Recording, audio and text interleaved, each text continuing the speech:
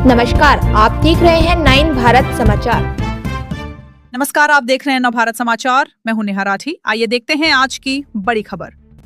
मुख्यमंत्री पुष्कर सिंह धामी ने शनिवार के दिन जनपद चंपावत के अपने एक दिवसीय कार्यक्रम के अंतर्गत समग्र विकास हेतु 300 करोड़ से अधिक लागत की विभिन्न महत्वपूर्ण विकास योजनाओं का शिलान्यास एवं भूमि पूजन किया। इस अवसर पर उन्होंने अपने संबोधन में कहा कि Sharda riverfront Sharda corridor परियोजना क्षेत्र के सर्वांगीण विकास का आधार बनेगी और चंपावत को पर्यटन आस्था तथा आधुनिक शहरी सुविधाओं के मानचित्र पर नई पहचान दिलाएगी।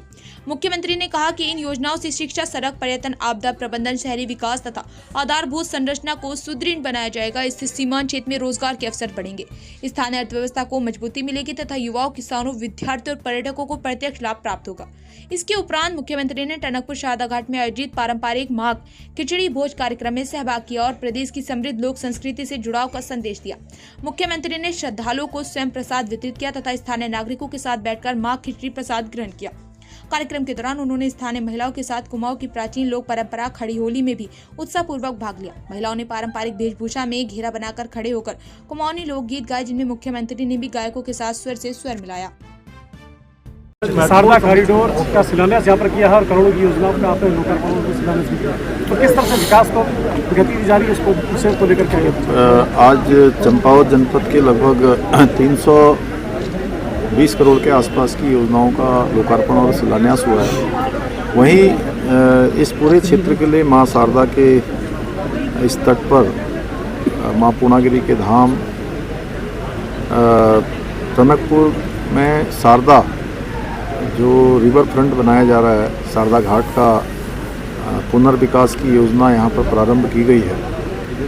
ये योजना बहुत महत्वपूर्ण योजना है और इस योजना के बन जाने से इस संपूर्ण क्षेत्र का, चूँकि लगभग 200 किलोमीटर की परिधि के आसपास का क्षेत्र पूरी तरह से विकसित होगा। इस क्षेत्र में अनेक प्रकार की समृद्धियाँ आगे बढ़ेंगी, यहाँ का विकास आगे बढ़ेगा, नौजवान युवाओं को, महिलाओं को, स्थानीय व्यापारियों को रोजगार मिलेगा, स्थानीय आजीविका बढ़ेगी और पर्यटन बढ़ेगा।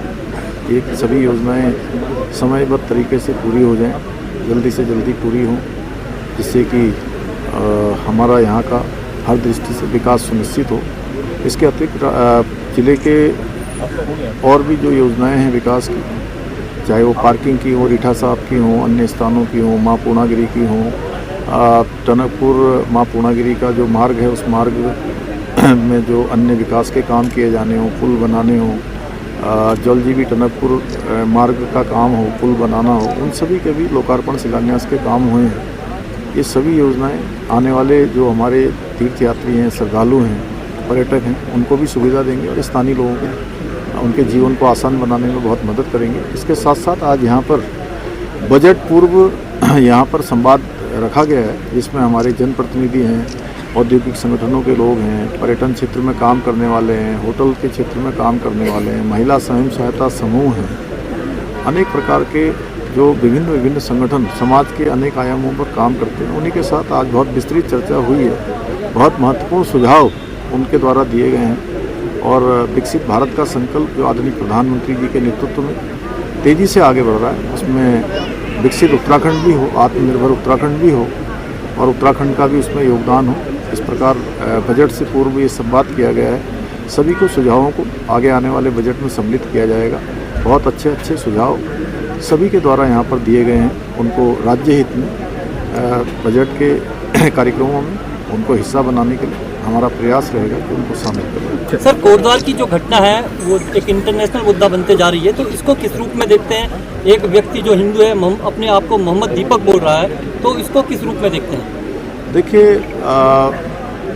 ये मुद्दा जिन लोगों ने देश की आज़ादी के बाद लगातार तुष्टीकरण किया है और एक पार्टी के युवराज उसके पक्ष में जो मोहम्मद अपने आगे लिखते हैं, उसके पक्ष में ट्वीट करते हैं, ये दर्शाता है कि इनके पास तुष्टीकरण के सिवा कुछ नहीं रहा है। वोट बैंक सबसे बड़ी इनकी एक तरह से सबसे बड़ा इनका एक एडवांटेज यही मान सकते हैं कि ये इस प्रकार के तुष्टीकरण को मानते हैं, इसलिए इसको बढ़ा रहे हैं। बाकी हम राज्य की जो डेमोग्राफी है, राज्य के जो सांस्कृतिक मूल्य हैं, उसको अक्षुण्ण रखने के लिए, यहाँ के देवत्व को पूरी तरह से स्थापित रखने के लिए, देवत्व को कोई नुकसान न हो, ये हमारा संकल्प है और हम राज्य के अंदर लगातार काम करेंगे। हमने पहले ही कहा है कि हम राज्य के हमारे आने वाले बच्चों को, भावी पीढ़ियों को, हमारे भविष्य के कर्णधारों को हम किसी प्रकार का भी असुरक्षित उत्तराखंड नहीं देना चाहते हैं। हम उनके लिए सुरक्षित उत्तराखंड का